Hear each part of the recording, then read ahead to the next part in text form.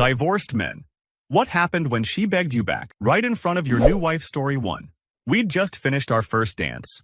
It was a small rooftop wedding, string lights, our favorite indie playlist, my son tossing petals at everyone because he missed the timing for the ceremony. My new wife Claire was laughing, twirling in her dress when the elevator doors opened behind us. I heard the heels before I saw her. "Ethan!" my ex Mia yelled. The music stopped like someone had cut the cord. She walked straight through my family, hair wild, mascara already smudging. "We need to talk." "Now." Claire's hand tightened around mine. "This is my wedding," I said. "You shouldn't be here." Mia ignored her. "I messed up, okay? I was stupid. I was insecure. I believed my friends. Whatever. You're my husband. You were supposed to come back when I calmed down.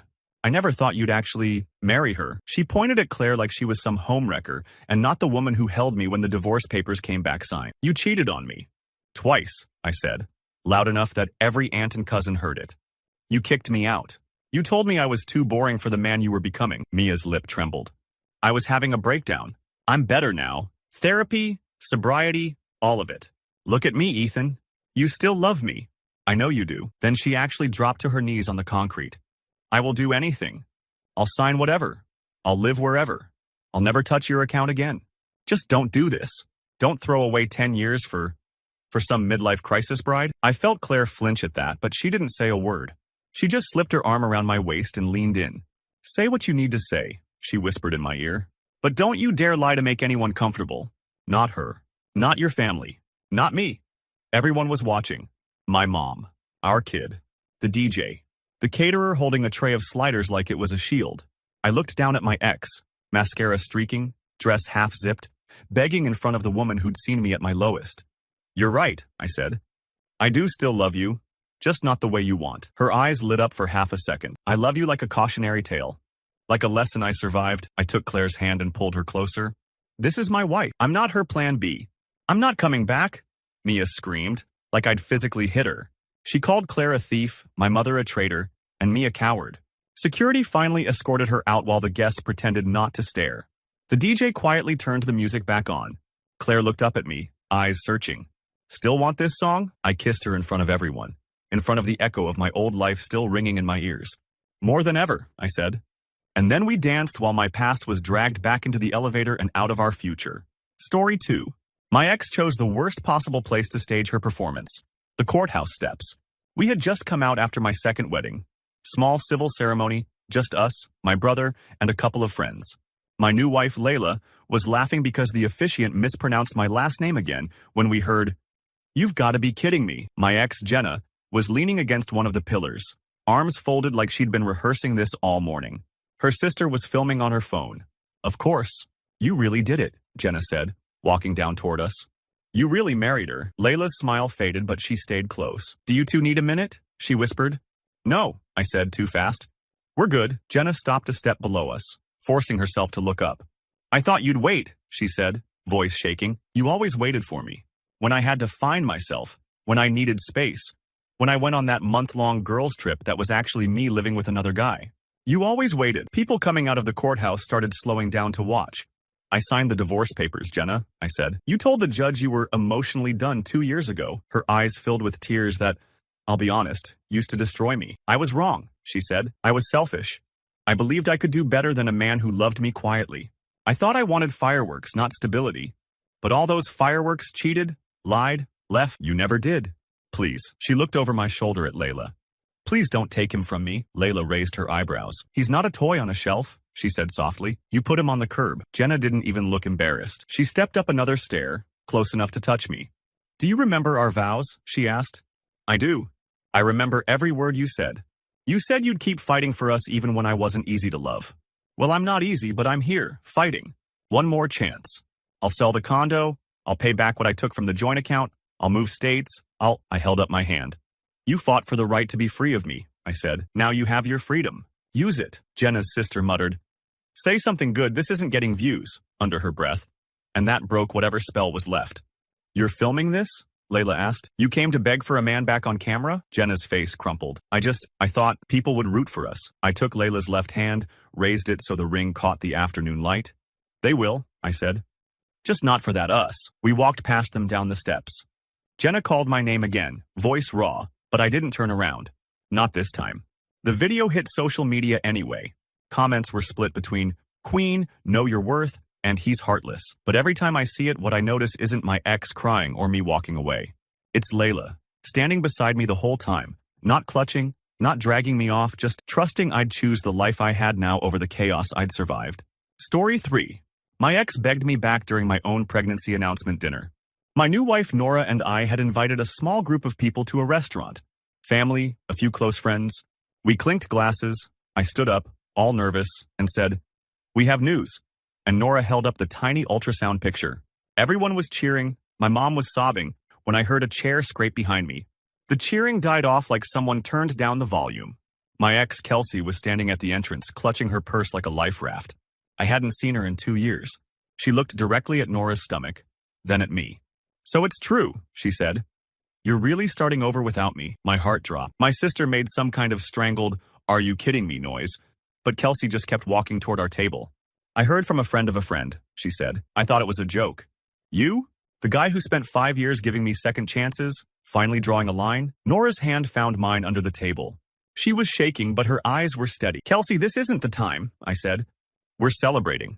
"Celebrating what?" she snapped. "That you forgot the woman who stood next to you while you were broke? While you worked nights? While you built this future you promised would be ours?" Everyone was staring at their plates, pretending not to listen. "You didn't stand next to me," I said. "You stood over me. You maxed out our cards. You mocked my job. You slept with my coworker on our anniversary. That future? You burned it." Kelsey's voice suddenly softened. "I was depressed. I was angry at myself, and I took it out on you. I've done the work now. I'm sober, in therapy. I've got a decent job. I kept waiting for you to call, to ask if I'd changed. And then I hear you're having a baby with someone else." The restaurant had gone full silent movie. She turned to Nora. "Please," she said, actually kneeling next to our table, "don't marry a man who still loves someone else. Give me a chance to prove I deserve him." Nora stared at her for a long moment, then looked at me. "Do you?" she asked. "Still love her?" I realized everyone was waiting for my answer, including me. "Yeah," I said. Kelsey's eyes flashed with hope. "I love her like you love a scar. You don't want it back open, you just respect that it hurt like hell." Kelsey let out a choked laugh. "You're really choosing her?" She jabbed a finger toward Nora. "Over everything we had?" I took the ultrasound photo and set it gently between us on the table. "I'm choosing this," I said. "A future that doesn't start with an apology." Kelsey broke then. Like, ugly crying, apologizing to my mom, promising she'd be better if I just called her tomorrow. My brother stood up and quietly guided her out. When the door closed behind them, the room stayed quiet.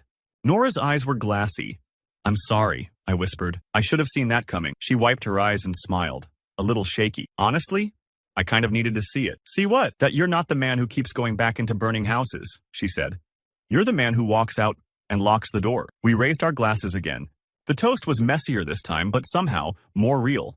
Story 4. My ex-wife crashed my daughter's school play to beg me back. The play was Cinderella, because of course it was. My new wife, Hannah, and I got there early to snag front row seats. My daughter, Lily, was playing a mouse, and she'd been practicing her 3 lines for weeks. Lights dim, kids shuffle on stage, proud parents start recording. Everything was normal until intermission. While kids switched costumes, the principal invited parents to stretch. I stood up to grab snacks, turned around, and there she was in the aisle. My ex, Kara.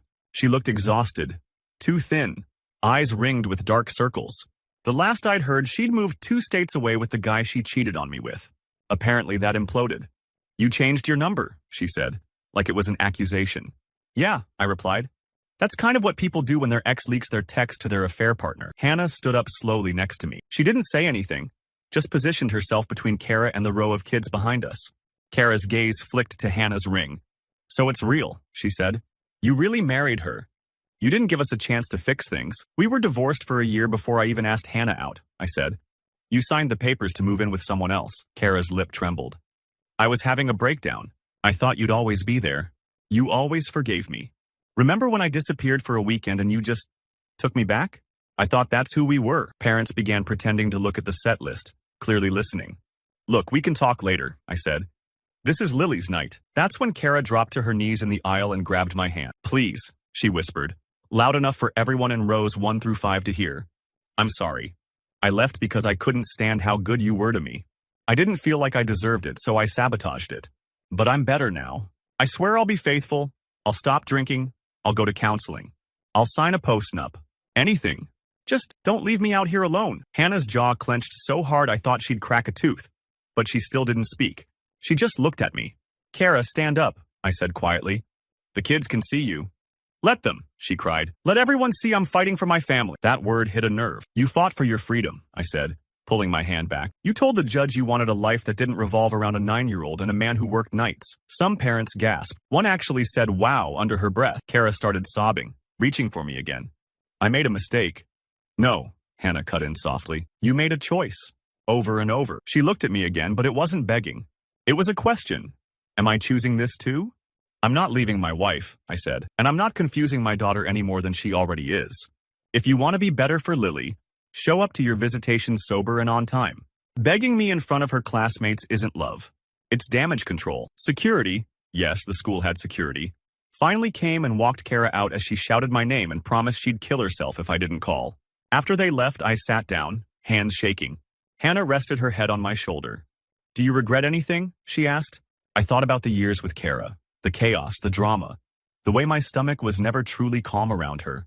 Yeah, I said. I regret that it took me so long to believe I deserved a quiet life. The curtain rose again. Lily spotted us and waved wildly, grinning. She didn't look at the door once. Story 5. Our wedding reception was in full chaos mode already. Kids on the dance floor, my uncle doing the worm, the cake slightly leaning like it had survived an earthquake. When the DJ's music cut out mid-song, I thought it was a technical glitch. Then I heard my ex-wife's voice on the microphone.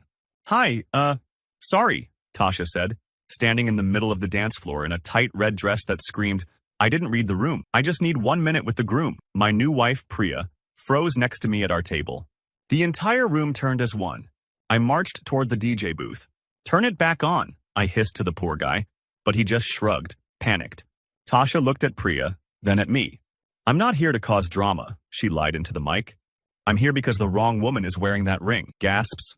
Actual gasps. Priya's mom grabbed her hand under the table. My mom muttered my full legal name like she was about to scold me for something from 1998. Tasha, get off the stage, I said. Now. She ignored me. I know I messed up, she continued. I took our comfortable life for granted. I thought there would always be time to come back. So I left for someone more exciting. Turns out exciting means broke, unemployed, and allergic to commitment. A few drunk cousins laughed. Priya didn't.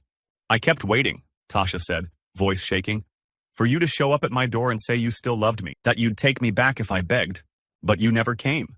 Then I heard you were marrying someone else and I realized I miscalculated. She turned directly toward Priya. Please don't do this. He still loves me. Every eye in the room snapped to me like a spotlight. In that moment, I understood why people fold. The pressure is insane. You feel like you're on trial in front of everyone you care about. I could have tried to handle it quietly. Instead, I took the mic. You're right, I said. Tasha's eyes lit up. I do still love you. Priya's hand slipped from her mom's. I love you the way you love a hurricane you survived, I continued. You don't forget it. You just don't invite it back to your house. Someone near the bar actually clapped. When you left, I said, staring at Tasha, you told me, and I quote, you'll never do better than me. You're too soft, too boring, too stable. You emptied the joint account on your way out. You laughed in my face when I cried. You told our friends I was obsessed because I still wanted counseling. Tasha's makeup started to streak. I was scared, she said. I didn't know how to be loved like that. But I get it now. Please, just talk to me. I'll sign whatever. Prenup, postnup, no claims to your business, whatever you want. I'll move states. I handed the mic to Priya. The room collectively held its breath. Priya stood up, smoothed her dress, and looked Tasha dead in the eye. Do you know what it's like? She asked, voice calm but carrying. To love a man who flinches every time he hears his phone buzz? Who apologizes when he's 5 minutes late because the last woman he loved used that as an excuse to accuse him of cheating? Who still double-checks his bank app because someone once drained him overnight? Tasha swallowed hard. I am not going to spend my marriage competing with a ghost, Priya said.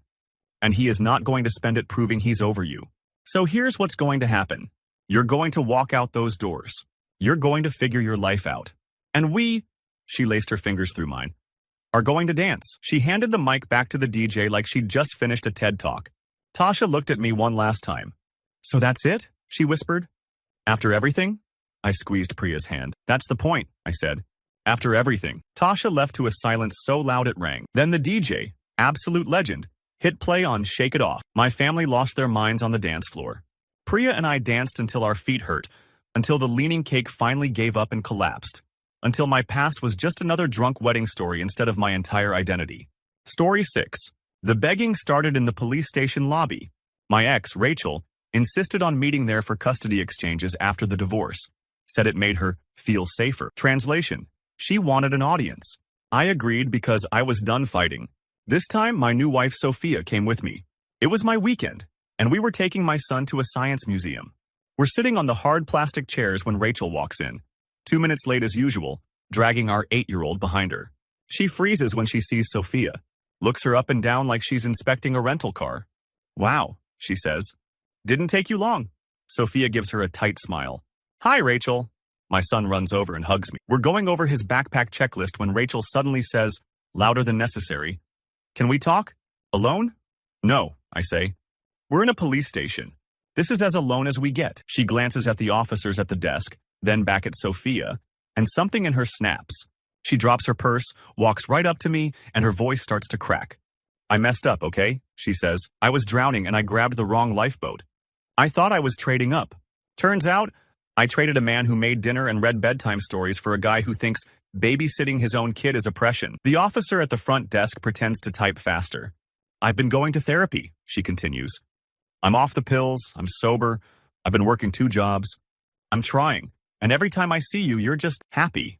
You look lighter. I hate it. I hate that she gets the version of you I destroyed." She turns to Sophia. "Please, don't do this. Don't build a life on my broken family. He's still in love with me." Sophia doesn't flinch.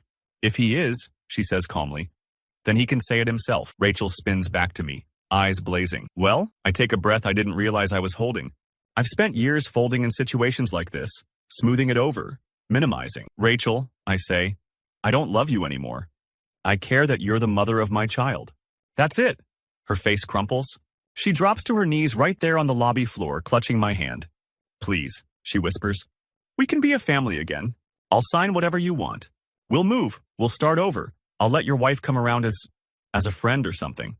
Just don't leave me with this version of my life. My son is watching. That's what does it." "You're not begging me," I say quietly. "You're begging me to erase your consequences." I pull my hand back and look at the officer at the desk. "We're done here," I say. "Is there somewhere my son can wait while we finish this conversation?" Rachel starts sobbing, saying she won't let him leave, that I'm stealing her family. The officer walks over slowly, asks if everything is okay. My son slips his hand into Sophia's without looking away from his mom. That's when Rachel sees it. The way our kid instinctively went to my wife, not to her. The screaming stops. She stands up, suddenly quiet. "You really moved on," she says. "You really did." "I had to," I answer. "For him. For me." We walk out into the parking lot, 3 of us. For the first time, my past doesn't follow. It just stands in the doorway and watches us go. Story 7. My ex begged me back in the cereal aisle. No joke. A full emotional hostage situation between the Frosted Flakes and the Special K. My new wife Erin and I were doing boring married people stuff. Grocery run, comparing store brands, arguing over which pasta shape is superior. We turned the corner and there she was. My ex, Mel, hair in a messy bun, no makeup, a toddler hanging off the cart. We hadn't seen each other in over a year. Her affair partner dumped her. Then she blew through the settlement money like it was on a timer. She gave us a once-over. Erin's wearing my hoodie, wedding ring glinting under fluorescent lights. I could feel the tension radiating off Mel. "So it's true," she says. "You really married her." Erin gives a polite nod, already reaching for oatmeal like this is fine. "We should keep moving," Erin murmurs. But Mel blocks the cart with hers. "Can I talk to you?" she says. "Please. Just you." Erin steps aside, but I shake my head. "Anything you say to me, you can say in front of my wife." Mel laughs, a little hysterically. Of course you're that guy now. The boundary guy." A couple in yoga pants slows their cart down to listen. "Because people can't mind their business." "I was stupid," Mel blurts. "I wanted fireworks. I wanted passion. I mistook chaos for chemistry. You were safe, boring, loyal. I thought I had time to circle back." She swallows hard, eyes glossy. "I lost the apartment," she says. "I'm living with my sister. I'm working nights. The guy I left you for doesn't even know his daughter's birthday. And I keep thinking, if I had just held on a little longer, If I had gone to therapy, if I had listened when you begged, you didn't just leave, I cut in. You humiliated me. You told our friends I was pathetic. You laughed in my face when I cried. You said, you'll get over it. Men always do. The toddler starts fussing. Mel's hands shake. I didn't know, she whispers. I didn't know I'd see you like this. Happy, calm, whole. Please, just tell me there's a chance. Tell me if it doesn't work out with her, Erin clears her throat. Not angry, not dramatic, just present. I'm not a placeholder, she says.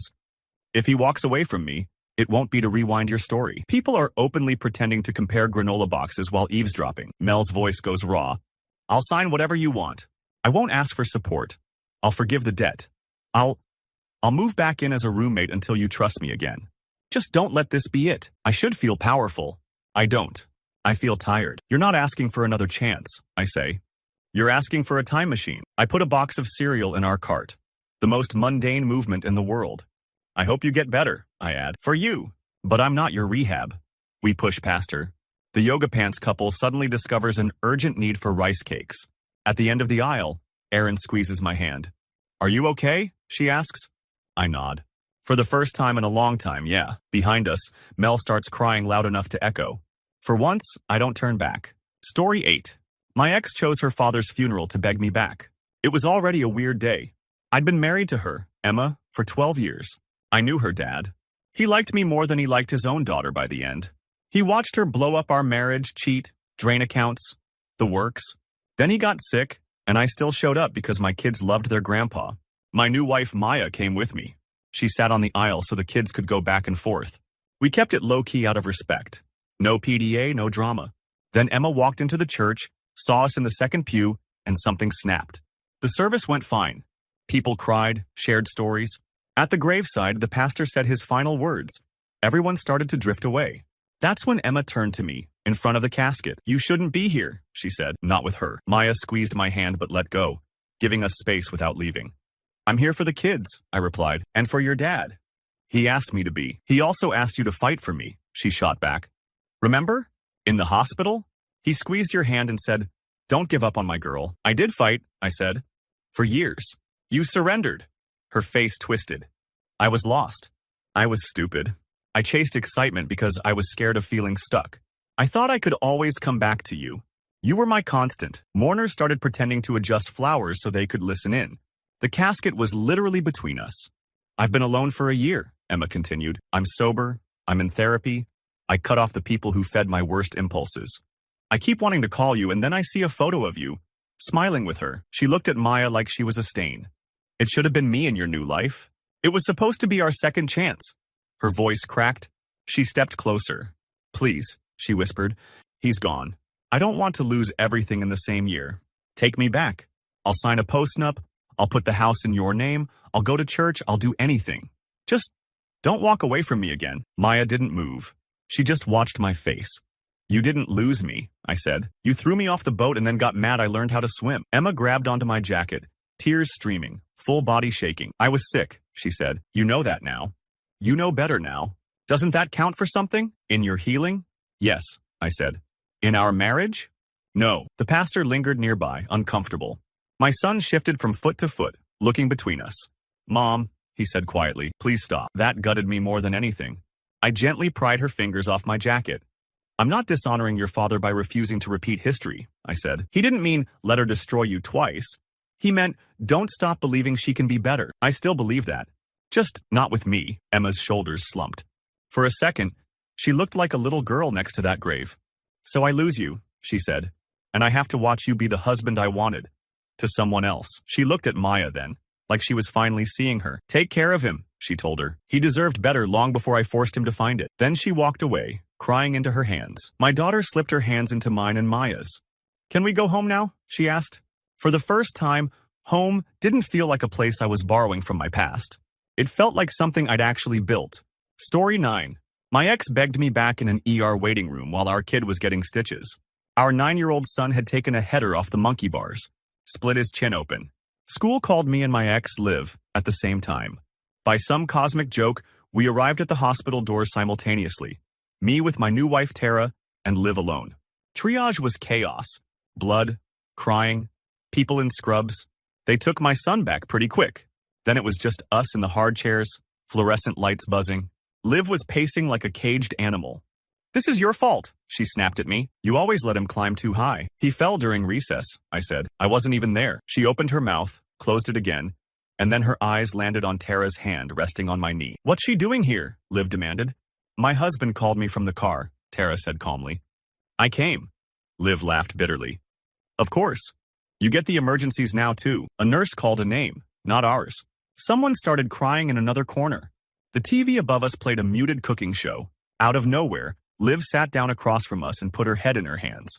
"I can't do this," she whispered. "I can't keep pretending I'm okay watching you build the life I thought we'd have." I felt Tara go still beside me. "You left," I reminded her. "You said you were too young to be tied down to one man and one kid." "I know what I said," she snapped. "I'm reminded every night when I heat up a frozen dinner in my studio apartment." Her voice softened. "I thought you'd chase me," she admitted. "I thought you'd fight.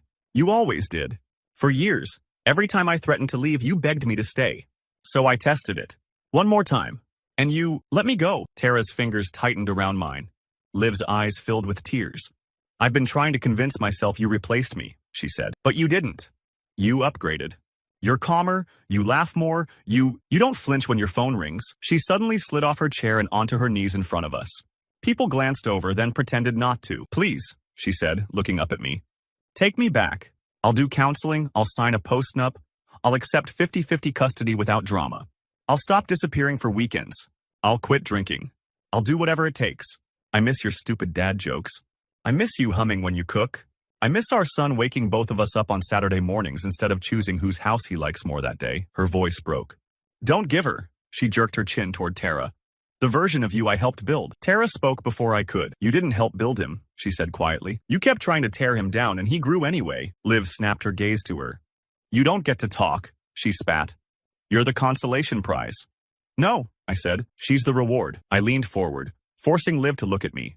"I loved you," I said. "God, I loved you. I loved you so much it made me dumb.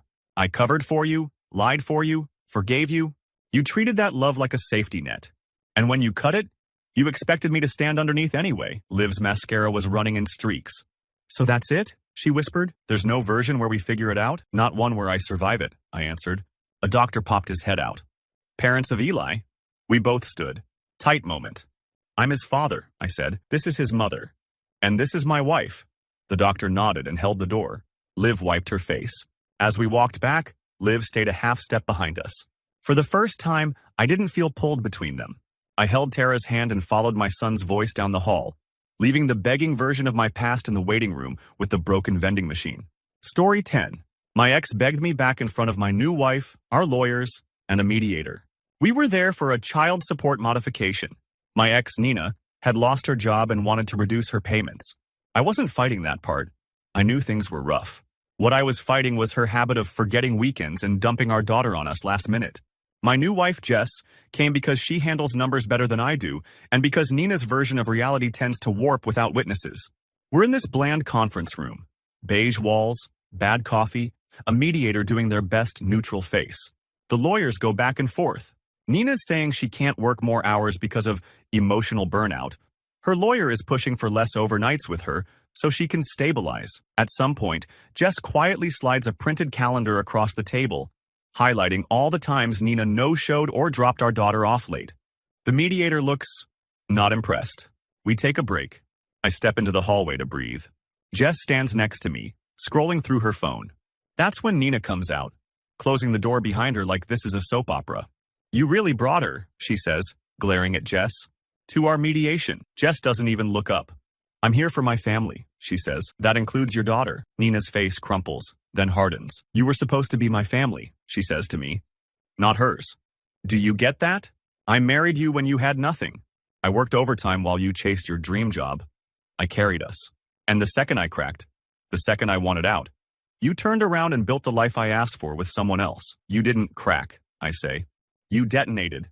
You cleaned out our savings, told me you'd never really loved me, and moved in with your coworker within a week." She flinches, then steps closer, lowering her voice. "He hit me," she says. "He cheated on me. He wrecked my credit. I lost everything I torched us for. Isn't that karma enough? Do I really have to watch you play house with your newer, shinier wife?" Jess finally pockets her phone and stands fully upright, giving us space but staying put. Nina's eyes fill with tears. She grabs my hand. I'm begging you, she says. Take me back. We can fix this. We can be a family again. I'll sign a post-nup. I'll put the house in your name. I'll let her be involved with our kid if that's what it takes. Just don't leave me alone in this. She's crying. Right there in the hallway. People walking by with folders, pretending not to see. I've done therapy, she says. I've apologized to everyone but you. Because you're the one I'm most scared of losing forever. You already did, I say quietly. Her grip tightens. So that's it? Jess gets the healed version of you? Jess answers before I do. No, she says. I get the version of him that finally believes he deserves respect. Nina glares. You think you're better than me? Jess shakes her head. I think I'm different from you. I don't confuse begging with accountability. The mediator opens the door down the hall. We're ready to resume, she calls. Nina looks between us, eyes burning. You'll regret this, she says. One day you'll realize nobody will love you like I did. I hope not, I reply. Because your version of love almost killed me. We go back into the room. 90 minutes later, the agreement is signed. Reduced payments, clearer custody schedule, strict penalties for no shows. As we're leaving, Nina stops Jess. Take care of my daughter, she says. Not our, not your, my. Jess nods. We already are. Nina walks away alone, clutching her copy of the paperwork like a life jacket. I walk out with my wife, my daughter's future a little more secure, and my past finally filed where it belongs. In a folder, not in my hands. Story 11. My ex begged me back at my daughter's birthday party. It was the first year we were doing it together but separate. My new wife, Alina, had gone all out. Balloon arch, rented soft play area, cupcakes with little dinosaurs. My ex, Brooke, was supposed to drop our daughter off, stay for an hour, then leave before cake. Neutral ground, clear plan. Of course she was late. She walked into the play cafe 30 minutes in, sunglasses on indoors, wearing a white dress to a kid's party like it was her moment. The room went quieter than it should have for a pack of 6-year-olds. Brooke froze when she saw Alina kneeling by the gift table, taping little name tags. She clocked the ring, the way our daughter ran over yelling, Daddy, look what Alina did. For 5 blessed minutes, she played nice. Hugged our kid, complimented decorations, made strained small talk. Then the photographer announced, Okay, family pictures. He pointed at the 3 of us, me, Alina, and our daughter. Brooke's smile snapped in half. Actually, she said loudly, maybe Dad should get one with his real family first. Parents nearby shifted. Someone's kid whispered, What's happening? The photographer hesitated. I didn't. This is my family, I said, pulling Alina and my daughter closer. You're her mom. You're part of her family. But this is my household. Brooke's eyes filled. You replaced me that fast? She whispered. Then louder. Do you remember who was there when you had nothing? When you were eating ramen and driving that death trap car? Me. I helped you get here. Alina started to step back, but I held her hand. You also made fun of me for dreaming, I said. You told me I'd never be more than your starter husband. Brooke laughed, watery and mean. I was wrong, okay? I was angry. I was bored. I didn't think you'd actually leave. I thought we were one of those couples that fight ugly and then boomerang. She put her drink down, walked right up in front of everybody. Parents, kids, the party host in a dinosaur costume. I've been to rehab, she said. I stopped drinking. I work. I pay my part. But I go home to an empty apartment and think about the man who rubbed my back through morning sickness and worked doubles when I was on bed rest. That was supposed to be our second chance, not hers. She turned to Alina. Please don't take this from me, she said. He still loves me. I know he does. The room was dead silent. Even the 5-year-old sensed the drama. Alina didn't answer. She looked at me. I could have made a joke. I could have dragged her outside. Instead, I looked Brooke in the eye. You're right, I said. I do still love the version of you I married. Before the lies, before the cheating, before the nights you left me with a crying baby so you could feel young again. But that woman is gone, and I'm not raising our daughter to believe this, I gestured between us. Is what love looks like. Brooke's voice broke. I will do anything. Move back as friends, separate rooms, whatever you want. Just give me a shot to show her we can fix it. Our daughter tugged my sleeve. Daddy, she whispered. Are you leaving again? That decided it. I already did what you're asking, I said. I gave you 2nd, 3rd, 20th chances. I'm not gambling her stability because you're finally scared of being alone. The party host cleared their throat. Cake time? Brooke's shoulders collapsed. She nodded at our daughter, managed a shaky, happy birthday bug, and walked out, wiping her eyes with a cocktail napkin. We lit the candles. My daughter squeezed between me and Alina, cheeks puffed to blow. Make a wish, Alina whispered. I already got it, I thought. as my ex's car pulled away and my kids' laughter drowned out the sound of the door closing behind her past and mine. Story 12. My ex begged me back in my own office lobby, in front of my staff and my new wife. We'd just closed a big deal.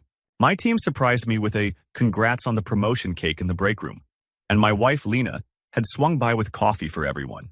We're all laughing. Someone's making a slideshow of old, embarrassing photos of me, and then reception calls my extension. There's a woman here asking for you, the receptionist whispers.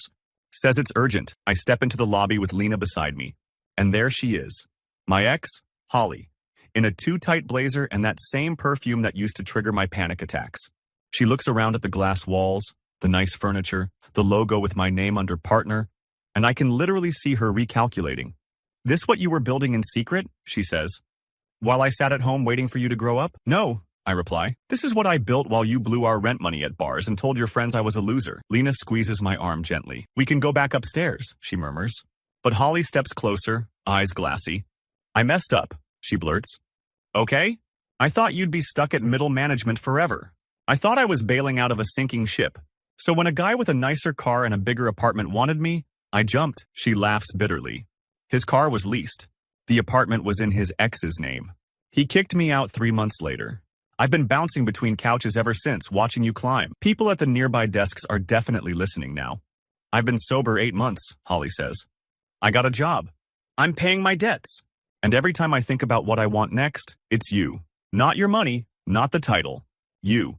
Cooking in that tiny kitchen, singing off-key, rubbing my feet after double shifts. I was too stupid to see it then. I get it now. She turns to Lena. Please, she says. You met the finished product. I helped him get there. Don't marry a man whose heart is still with me. The whole floor goes quiet. Lena looks at me, eyes searching, not accusing. Is it? She asks softly. Still with her? I think about the nights I slept in my car because going home felt dangerous. About begging Holly to come home from girls' nights that never ended. About the morning I found our joint account emptied and a post-it on the fridge. You'll thank me one day. No, I say. My heart is with the woman who didn't ask me to bleed for her and then demand I apologize for the mess. Holly's face crumples. She actually drops to her knees right there on the polished concrete, grabbing my hands. I will sign anything, she says. Prenup, postnup, you can keep everything. I'll move wherever you want, change my number, block every ex. Just give me one more chance to prove I can be what you needed. My junior associate peeks around a pillar, eyes wide. You had years, I say quietly. You didn't want to be what I needed. You wanted me to shrink so you wouldn't feel small. Security starts making their slow, polite way over. Lena doesn't gloat, doesn't smirk. She just stands quietly, letting me choose. I don't hate you, Holly, I add. I hope you stay sober. I hope you find peace. But the version of me who would have taken you back, you killed him.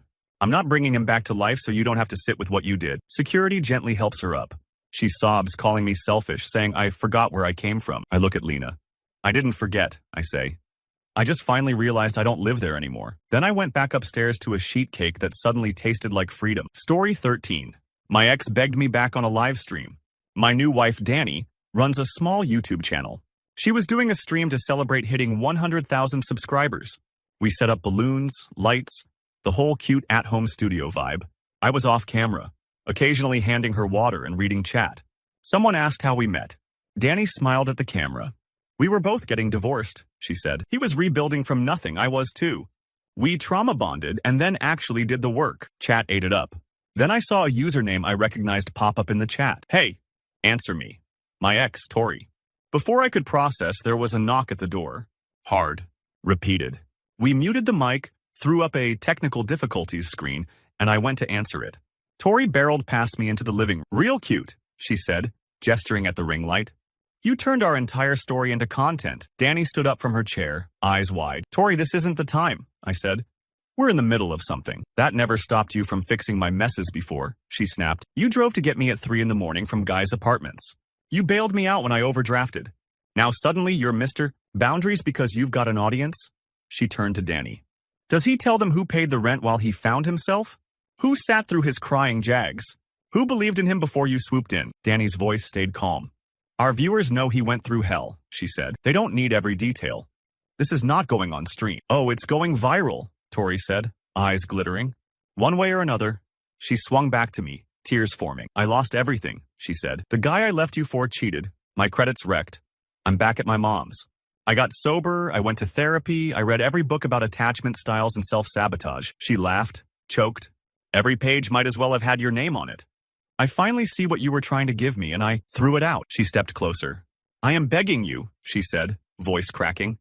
Take me back. I'll delete my socials, I'll sign whatever you want, I'll move to another city if you say so. Just don't let my story end with me watching you give her the life you promised me. Danny looked at me, not with fear, but with something worse, hurt. Do you want to talk to her alone? She asked. No, I said, surprising myself. Not anymore. I faced Tori. You're not begging me, I said. You're begging the version of me who still believed he could love you hard enough that you'd stop destroying everything. That man is gone. I buried him the day I found out you were live tweeting our fights for sympathy points. Tori flinched like I slapped her. You still love me, she whispered. I know you do. You don't look at her the way you looked at me. You're right, I said. I look at her without wondering what lie is coming next. Danny's eyes filled. Not because she doubted me, but because she recognized that version of me too. We unmuted the stream a few minutes later. Chat had been speculating wildly in our absence. Danny took a breath, sat down and said, Sorry guys, real life knocked. We handled it. Tori stormed out, slamming the door so hard the camera shook. The clip went semi-viral anyway. People dissecting body language, arguing in comments about whether exes deserve second chances if they do the work. I scrolled through for a bit, then put my phone down and looked at my actual life instead. My wife, our tiny apartment, the silly balloons. Ready to go back live? She asked. Yeah, I said. This is the only storyline I'm interested in now. Story 14. My ex begged me back during our immigration interview. I'm American. My new wife, Sanvi, is from India. We were at the consulate for her spousal visa interview. Nerves were high, documents in neat folders, our entire future in the hands of a guy behind glass. What I didn't expect was to run into my ex, Julia, in the same waiting room, with her immigration attorney. She spotted my name when the clerk called me up to the window to check in. When I sat back down, she marched over. You've got to be kidding me, she hissed. You're sponsoring her? Sanvi blinked. Hi, she said carefully. You told me you couldn't afford to sponsor me when we were married, Julia continued. That it was too much responsibility. We fought for months, and now you're here doing the thing you refused to do for your own wife. For your rebound? People waiting nearby perked up. Free telenovela. I didn't sponsor you, I said slowly. Because you were still married to the guy back home you forgot to divorce. Julia's face went red. That was complicated, she snapped, and you promised you'd help fix it. You asked me to commit fraud, I replied. You wanted me to lie to the government so you could keep your options open in 2 countries. Sanvi's hand slid into mine. Julia's eyes glossed over. I was scared, she said. I didn't know whose life to choose. Yours, his, mine. I panicked. I cheated. I lied. I thought there'd always be time to fix it later. She looked around the sterile room, at our manila folder labeled with my name and Sanvi's. And then you did the one thing I never thought you'd do, she said. You left. For real. You didn't chase me, you didn't blow up my phone, you just blocked me. She stepped closer, ignoring the no cell phones, no recording signs. I got divorced, she said. For real this time. I went back, ended it clean, came back here. I've been working, saving, doing everything by the book. I kept thinking, once I get my stuff together, I'll find you. We'll laugh about how messy it was. Her voice cracked. But you moved on, she whispered. You're moving countries for someone else. She looked at Sanvi with naked resentment. Please, she said. Don't do this. Don't take this man away from the woman who loved him before he had anything. He still loves me. I know he does. Sanvi didn't argue. She just turned to me. Is there anything left there? She asked quietly. I thought about the nights I lay awake wondering what country my wife was in. About the letters from immigration, the legal fees, the stomach-twisting fear of being complicit in a lie. No, I said. There's nothing left. Julia grabbed my sleeve. I will marry you properly this time, she said, wild. I'll do every interview, every test, every piece of paperwork. I'll delete every other number in my phone. I'll give up my passport if that's what it takes. Just don't build this life without me. A security guard approached slowly. Ma'am, you need to return to your seat. Julia ignored him. Say you'll think about it, she pleaded. Say if this doesn't work out, you'll... I pulled my arm free. I'm not building escape hatches into my marriage, I said. Not again. You had years of me choosing you while you kept other doors open. I'm choosing one life now, one woman, one country. That's it. Julia's shoulders slumped. She looked smaller than I'd ever seen her. The officer finally called our names. Next couple, please. Sanvi stood up, smoothing her dress, eyes shining but steady. As we walked past Julia, she whispered, You'll regret this. I didn't look back. In that tiny interview room, as we answered questions about how we met and what side of the bed I sleep on, I realized something. For the first time, my future didn't feel like something I was chasing while someone else kept a backup plan. It felt like a choice I'd already made.